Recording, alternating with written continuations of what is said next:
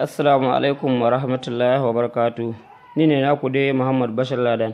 Bidiyo na yau insha Allah zan yi bayani ne akan yadda za ka iya amfani da waya ko da touch ɗinta ya tsaya gaba ɗaya. Ko da ya tsaya baya aiki ko ya farfashe ko kuma bai farfashe ba, ya dai tsaya ne, an je kasuwa an nema babu, ko kuma ka je abun ya matsa tsada baka iya saye. To insha Allah idan ka biyo ni a hankali ka kalli wannan bidiyo daga farko har ƙarshe, za ka iya aiki da wayarka ba tare da ka sha wata wahala ba. Sai ka biyo ni ka kalli wannan bidiyo, kuma za ka yi mamakin ka ce to ya za a yi waya wai ba ta da touch ko kuma touch bai aiki. Ko da ma an cire touch din babu shi, to za ka iya aiki da wayarka insha Allah, kuma ba inda za ka yi aiki da ita daidai yadda kowa yake yi. Amma ina roƙonku da kada ku manta da idan yau ne farkon zuwa ka wannan channel ta wadda ka hakuri ka taimaka ka danna alamar subscribe ka kuma danna alamar ƙararrawa domin sanar da kai bidiyo na gaba. Sa'annan kuma idan bidiyon na ya burge ka, ka danna alamar like ka kuma ya comment da sharing zuwa ga 'yan uwa da abokan arziki. Na gode. Sai ka biyo ni ka kalli abin da nake magana. Yanzu ga waya din, gashi ka gani ba inda waya din take aiki.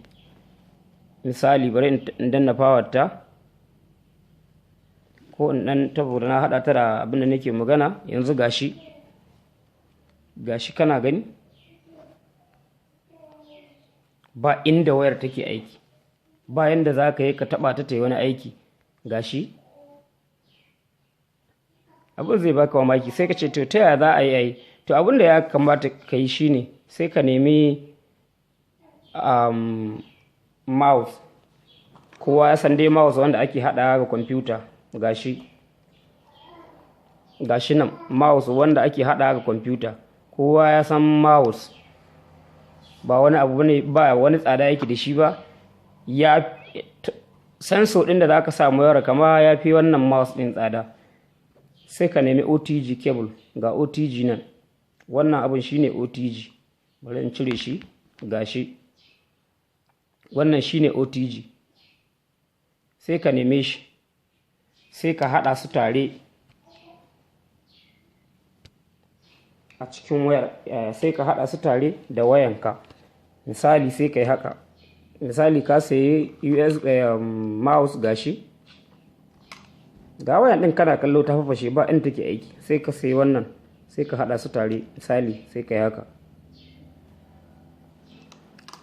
Sai ka zo nan wajen sa USB din wayanka, wajen da kake caji. Gashi sai ka saka. Idan ka saka, kaga gashi yayi connecting ko? Gashi nan. Yanzu bari in fara aiki da mouse din ka gani. Gashi yanzu bari in yi double click saboda ka tabbatar da abin yana aiki. Gashi nan kaga ina taba ba ta yi ko ina, amma idan ka samu mouse ɗinka, gashi sai in fitar da code ɗin waya ɗin. Kaga idan ma ka iya aiki da mouse sosai cikin sauri, za ka fi wanda ma yake taba ta da hannun shi. Ka gani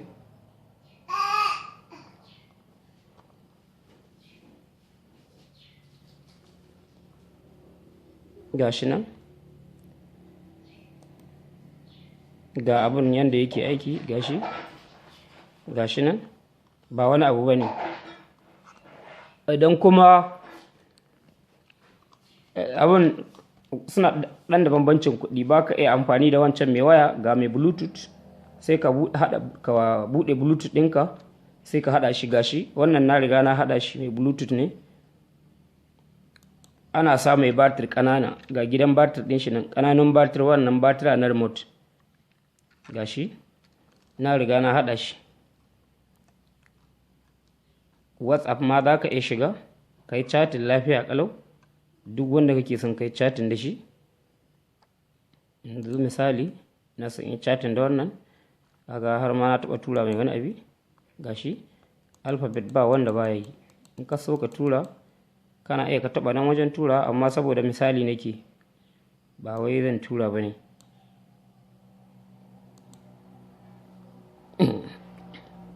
gashi dai kana kallo. Idan YouTube za ka yi misali, musamman ma ga masu YouTube,